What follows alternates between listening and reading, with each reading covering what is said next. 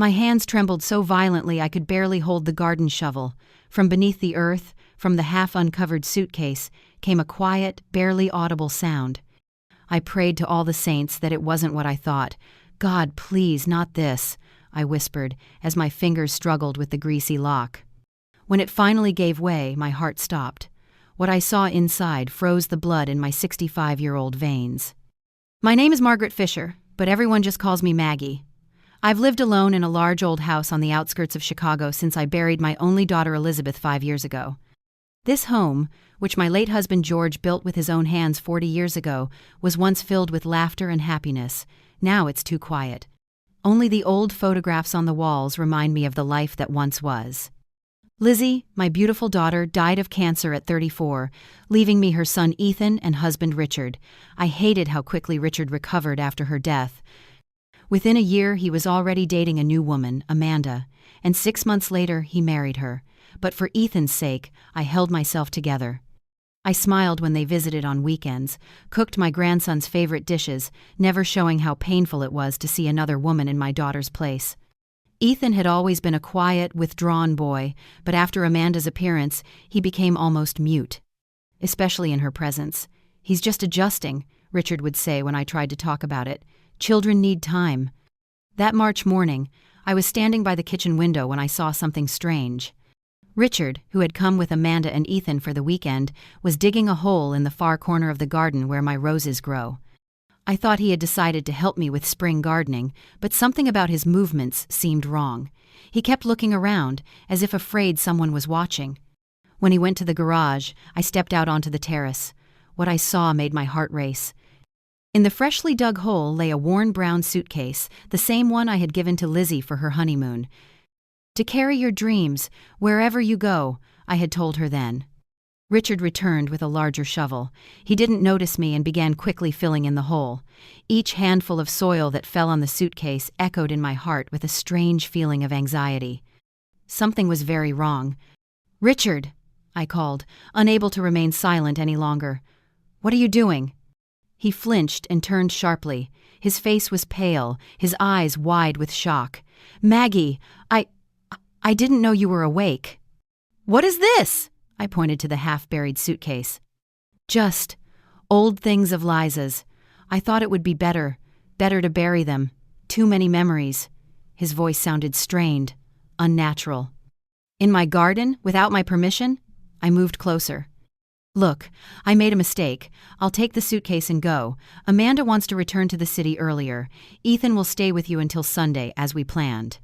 But when Richard went to pack, I saw something that made my blood run cold. The fresh soil on the suitcase was moving, as if something was shifting inside. I waited until their car disappeared from view. Amanda stared straight ahead, never looking back. Richard quickly hugged me and kissed Ethan on the forehead, everything as usual, but something had changed. There was fear in his eyes. As soon as they left, I ran to the garage for a shovel. Ethan was sleeping after the long drive, and I had time.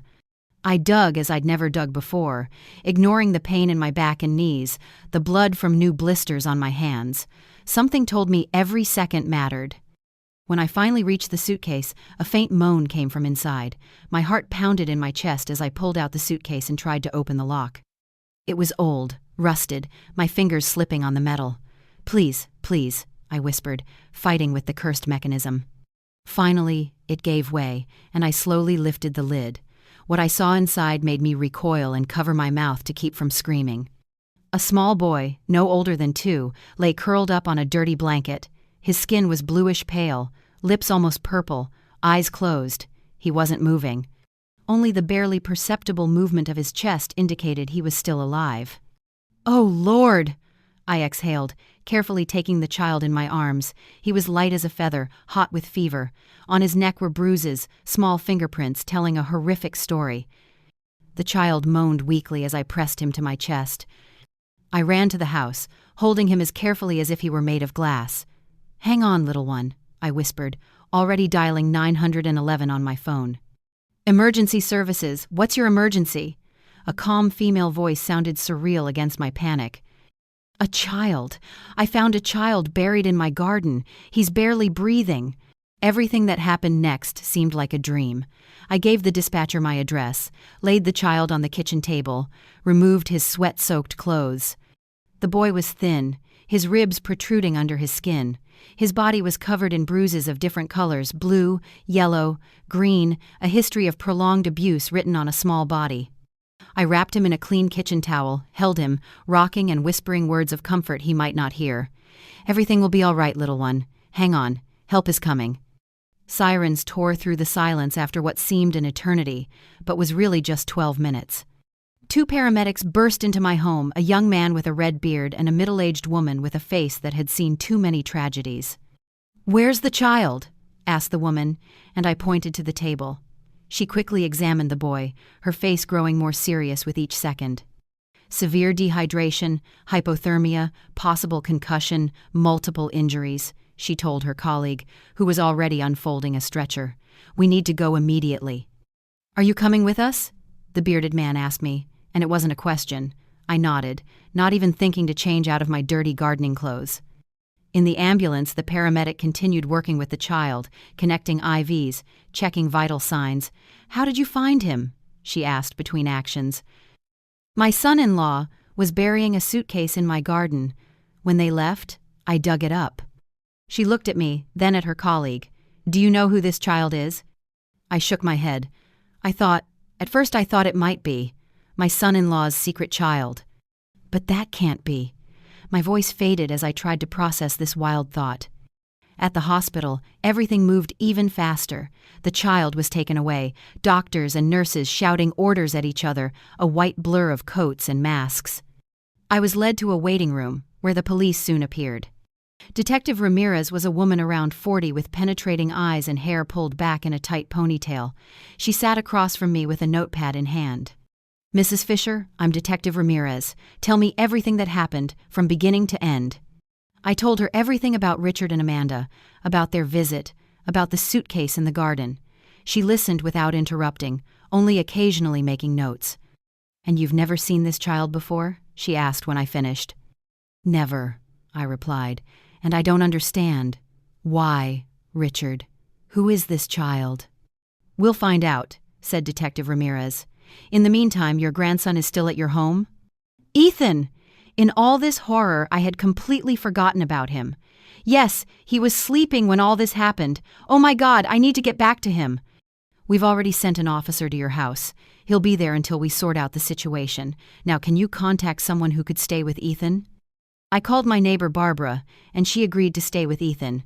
Detective Ramirez promised to drive me home as soon as the doctors provided information about the child's condition. The waiting was unbearable. I sat in a plastic chair, watching the clock on the wall, trying to understand what was happening. Who was this little boy? Why was Richard burying him in my garden? And most importantly, would he survive? After 2 hours, a doctor entered the waiting room, a young man with tired eyes and hands that smelled of antiseptic. "The child is stable," he said. "He has severe dehydration, several broken ribs, numerous bruises and hematomas of varying ages. But he's fighting. The next 48 hours will be critical." "Will he survive?" I asked, feeling my voice tremble. "We're doing everything possible," the doctor replied. "He's very small, approximately 20 months old, but children at this age are remarkably resilient. He has a chance." Detective Ramirez returned with news that changed everything. "Mrs. Fisher, we've received results from the child's express DNA test and searched the missing children database." I waited, holding my breath. "The boy's name is Jacob Murray. He disappeared 3 months ago in Indiana. His parents filed a missing person report after the nanny didn't return him from a walk." "The nanny?" My heart began to pound. "Yes, Amanda West. Now Amanda Grant, your son-in-law's wife." The room spun around me. Amanda kidnapped this child? And Richard knew? "We're still determining the extent of your son-in-law's involvement, but right now our priority is finding them both. Do you have any ideas where they might have gone?" I tried to think, but my mind refused to work. Amanda had kidnapped a child they had tortured, then tried to bury alive in my garden. And Richard, my daughter's husband, was part of this nightmare. "Richard has a lake house in Wisconsin," I finally said. "He rarely goes there, but he's kept it since his father was alive." Detective Ramirez immediately relayed this information over the radio. "Now, Mrs. Fisher, we need to talk about your grandson. Based on what we know, he may be in danger." I went cold. "You think they might have hurt Ethan?" "We don't know, but we want to make sure he's okay. Have you noticed any signs of abuse? Changes in behavior?" I remembered Ethan's silence, how he tensed in Amanda's presence, how he stopped laughing. He became very quiet since Richard married Amanda.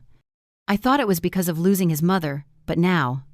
My mobile phone rang. It was Barbara. "Maggie?" Her voice trembled. "The police are here. They say Ethan is missing." The world stopped. "What? How is that possible?" I left him for a minute to make tea. When I came back, the window in his room was open. The officer is looking for him now. I dropped the phone. Detective Ramirez picked it up and quickly spoke with Barbara, then called for backup. "They've taken Ethan," she said, finishing the call. "But we have an advantage. We know where they might have gone." The next few hours were the longest of my life. I sat in the police station, looking at a map where officers marked possible routes to Richard's lake house. I prayed as I'd never prayed before, for 2 little boys, one fighting for his life in a hospital bed, and the other, my grandson, kidnapped by people who should have protected him. Detective Ramirez kept updating me. "We found their car at a gas station 60 miles from here. Surveillance footage showed Ethan is with them. He looks frightened, but not injured." "Thank God," I exhaled. "We're closing in on them. Hold on, Mrs. Fisher. We'll bring your grandson back." At 3 a.m, the news came. "We got them," said Detective Ramirez, entering the waiting room where I sat clutching a cold cup of tea. "Ethan is safe. He's frightened, but physically unharmed." "And Richard and Amanda?" "In custody. They tried to cross the Canadian border in a stolen car. Amanda has confessed to kidnapping Jacob Murray. She claims Richard didn't know until recently, but we're still determining how true that is." "And Jacob, the child in the hospital?" I was afraid to ask. "His condition is stabilizing. The doctors are cautiously optimistic. His parents are already on their way from Indiana." I covered my face with my hands and cried from relief, from horror, from the realization of how close we had come to an irreparable tragedy. Ethan was brought to the hospital for examination, and I finally got to hug him. He seemed smaller than usual, trembling in my arms. "Grandma," he whispered, "they were bad to that little boy." I saw, but I was afraid to tell. Amanda said she would do the same to me if I told anyone. My heart broke into 1,000 pieces. "It's over, sweetheart. They won't hurt anyone anymore. And you were very brave." The child psychologist said Ethan had witnessed the abuse of Jacob, and it had caused him severe trauma. He'll need a lot of love and possibly long-term therapy to overcome this. But children are amazingly resilient. With the right support, he can fully recover. I promised myself I would provide him with this support, this love, this safety that he had been deprived of. A week later, I sat by Jacob's bed, holding his little hand. His parents had allowed me to be there. They said I had saved their son's life, and they could never thank me enough. Jacob was recovering slowly but surely, his eyes huge, brown, like a fawn's, were no longer empty with fear. He even smiled when I sang him a lullaby I used to sing to Lizzie. I learned the whole story from Detective Ramirez. Amanda had worked as a nanny for the Murray family and became obsessed with their son. She devised a kidnapping plan, taking Jacob during a regular walk and fleeing to another state, where she met Richard. "We're still determining exactly when Richard learned the truth," said the detective, "but evidence indicates he knew about it for at least a month and was complicit in the child's abuse." "But why? Why would they do this?" "Amanda has a history of mental illness. She had several miscarriages and became obsessed with having a child. As for Richard, he claims he was afraid of losing her if he didn't help." I thought about my daughter who once loved Richard and how horrified she would be to learn what he had become. A month later, the trial took place. I sat in the courtroom, holding Ethan's hand, as the judge announced the sentence. Amanda received 25 years without parole, Richard 15. Enough for Ethan to grow up without fearing their return. As he was led out of the courtroom, Richard looked at me just for a moment, but I saw something like remorse in his eyes. Too late. Some things cannot be forgiven. The Murray family moved to our city so Jacob could receive the necessary treatment. We became close friends. Ethan and Jacob play together, 2 little boys united by a horrible experience, but who won't let it define their future. I obtained full custody of Ethan and remodeled Lizzie's room for him. Sometimes, when he's asleep, I go in and just look at him, grateful for the second miracle I almost lost. My old house is filled with the sounds of children's laughter again. In the place where the suitcase was buried, I planted a tree, a symbol of new life growing from the ashes of tragedy. Sometimes waking up at night I still see that suitcase, that terrible moment when I lifted the lid. But then I remember that both boys are safe, sleeping under my roof, and I understand that some horrors can be survived if you have enough love and courage. If that March Saturday taught me anything, it's that we never know what we're capable of until life forces us to face our worst fears. I was just an elderly woman living in the past. Now I'm the grandmother of 2 little boys who need me in the present, and that gives me strength I never thought I had. Did you like my story? Which city are you listening from? Let's meet in the comments. If you enjoyed this story, you can support me by sending a super thanks so I can keep bringing more stories like this. Thank you so much for your sweet support. I'm looking forward to your comments on the story. On the screen, you can see 2 new life stories that I highly recommend. There's so much more on my channel. Don't forget to subscribe. See you in the next life story, with love and respect.